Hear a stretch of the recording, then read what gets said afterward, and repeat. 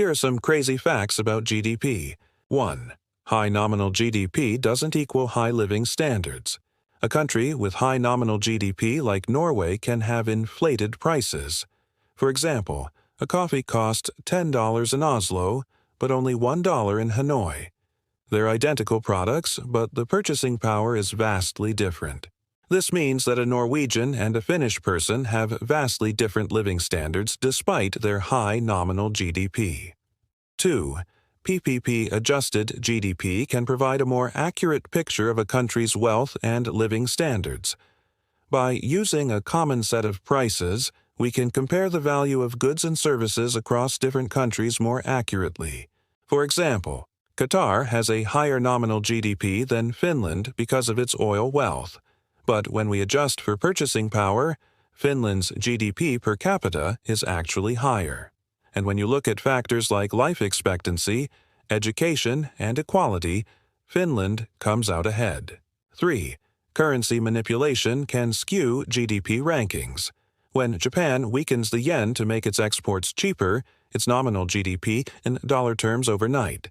PPP removes this distortion by using an international dollar that's tied to real goods. 4. PPP reveals hidden superpowers. China's nominal GDP is $18 trillion, less than half of the United States, $27 trillion. But when we use PPP, China's GDP is $33 trillion, making it the world's largest economy.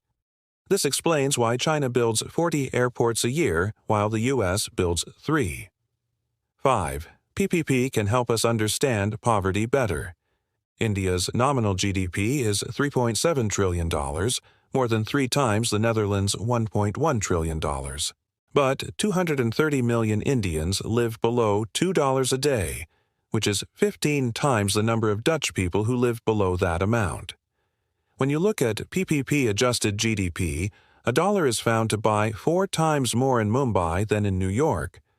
This means that a seemingly wealthier country like the U.S. can actually have more poverty than a seemingly poorer country like India. That's why the International Monetary Fund uses PPP to compare economies. A factory worker in Vietnam producing $5,000 a year has a similar real living standard as a $30,000 a year worker in Germany. If you use nominal GDP, it would falsely suggest that the German worker is 6 times wealthier. So don't just look at nominal GDP. If you want to compare countries' economies, be sure to adjust for purchasing power. Otherwise, you might get a distorted picture of their true wealth and living standards.